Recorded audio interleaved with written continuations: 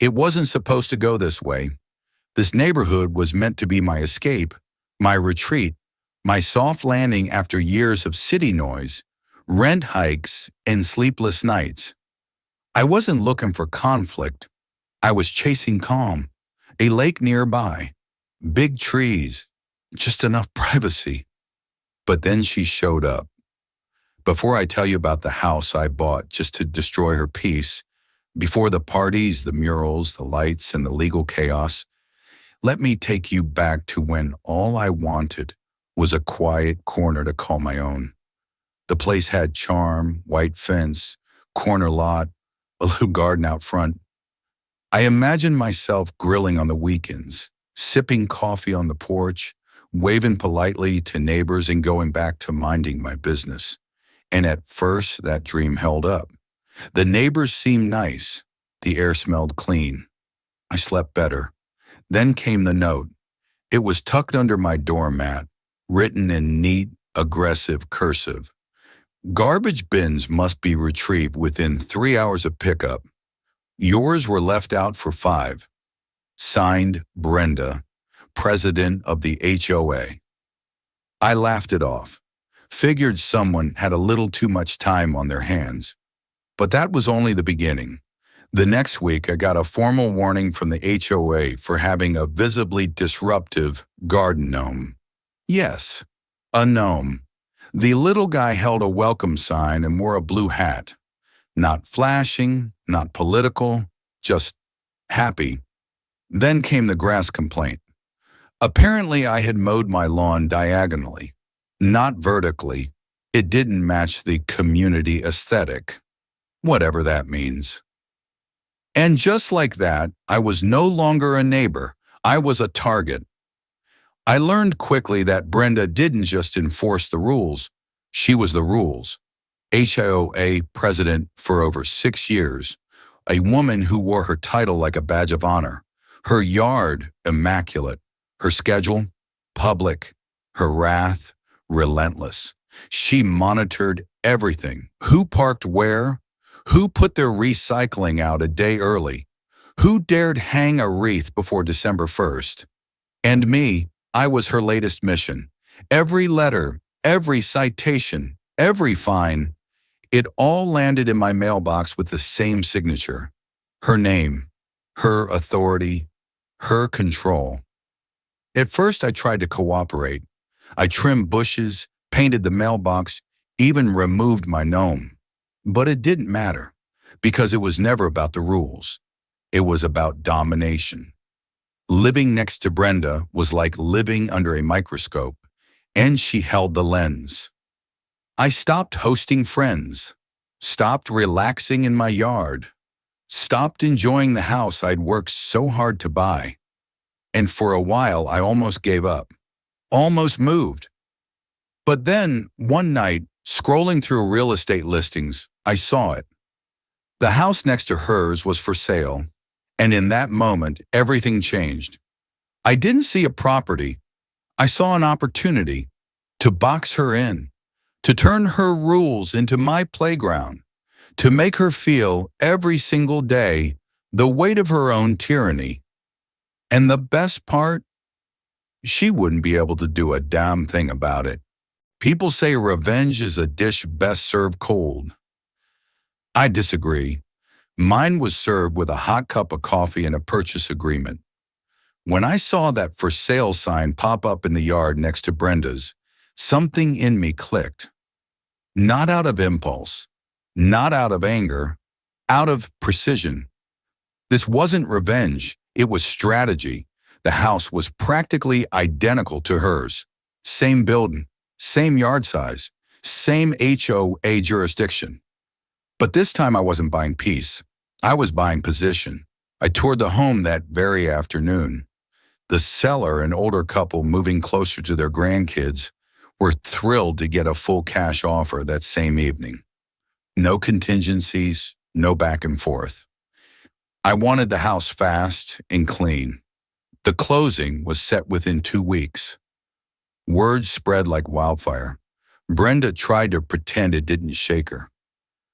But I saw her, the way she hovered in her yard, pretending to water her already soaked petunias while she eavesdropped on my contractor conversations, the stiffness in her shoulders, the sideways glances. She felt it. She had always used her property as a power base, a command post from which she launched her campaigns of citations and control. But now she was flanked, boxed in from both sides by someone who didn't play her game, someone who studied the rule book not to follow it, but to weaponize it. The day I got the keys, I walked the property line with a coffee in one hand and a tape measure in the other. Just enough theatrics to make sure she saw me. Within 48 hours, I submitted 6 renovation requests to the HOA. All perfectly compliant. New fencing, new exterior lights, a custom backyard kitchen, a pergola, a fire pit, and an outdoor sound system for occasional weekend use. Every detail carefully designed to amplify presence. I didn't need to be loud. I needed to be constant. Then came the construction. Workers arriving at 7:01 a.m., 1 minute after the noise ordinance lifted. Trucks in and out. Drills, saws, hammering. Perfectly legal. Maddeningly punctual. Brenda filed noise complaints. I filed back scanned copies of permits. She cited visual disruption.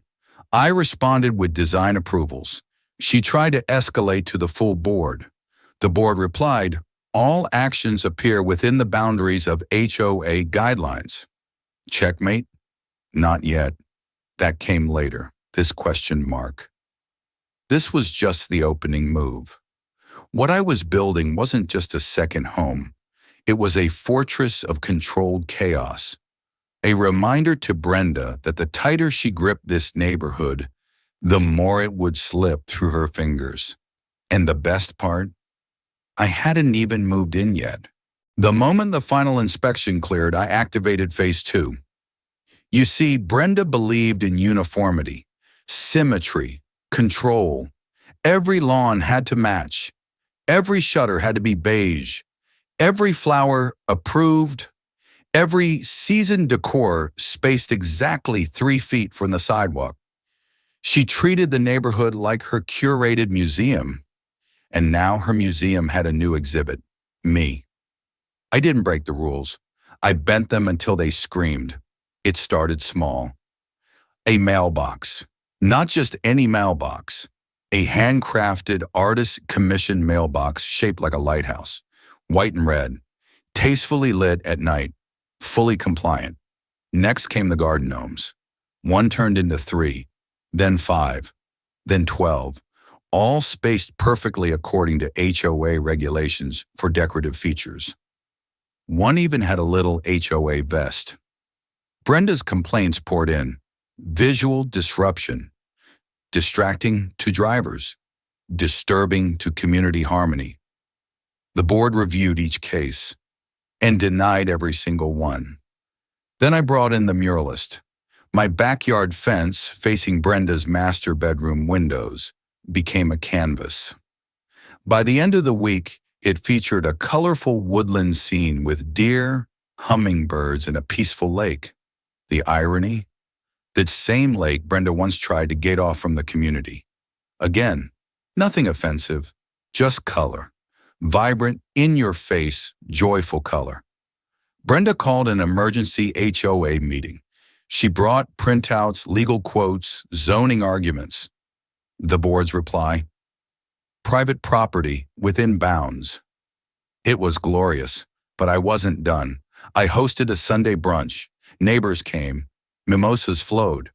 Brenda stood at her blinds for 3 hours straight. A week later, I hosted a movie night. Lawn chairs, a projection screen, family-friendly films. Quiet hours observed. HOA notified. Her rage peaked when I installed a motion-activated projector that shined a giant smiling emoji onto my backyard wall every time her porch camera detected movement. Petty? Yes, but also art. Operation Eyesore wasn't about being obnoxious. It was about dismantling control, one glitter-covered, fully approved decision at a time. And it worked. Brenda's yard began to lose its edge. Her roses weren't dead-headed. Her grass wasn't edged. For the first time in years, her perfection faltered. She was slipping. But I hadn't even played my final card. That would come with the next envelope. Stamped, certified, and addressed from Airbnb. If Operation Eyesore rattled Brenda's nerves, what came next shattered her illusion of control. I turned the house next to hers, my second property, into a short-term rental. Not a party house, not a frat pad, a charming five-star worthy suburban escape, available on weekends and holidays to families, couples, and quiet travelers. I called it the Friendly Fence House. The photos were beautiful, cozy fire pit, artisan lighting, family safe yard, but one picture in particular got her attention. The view from the guest bedroom window, where Brenda's own perfect pergola sat faded in the distance. The listing went live Friday morning. By noon, the first booking was confirmed. By Saturday, Brenda was already losing it. She stomped over mid-check-in, clipboard in hand, and read a list of infractions to my guests. Unapproved occupancy, rental activity, and community disturbance. What she didn't know? I had submitted everything. Not just to the HOA, but to the city. I had licenses, inspection reports, signed approvals, and even an email chain confirming compliance with every clause of the association charter. She called an emergency HOA vote to ban short-term rentals. It failed. Why? Because half the board had already stayed a night at my place for free.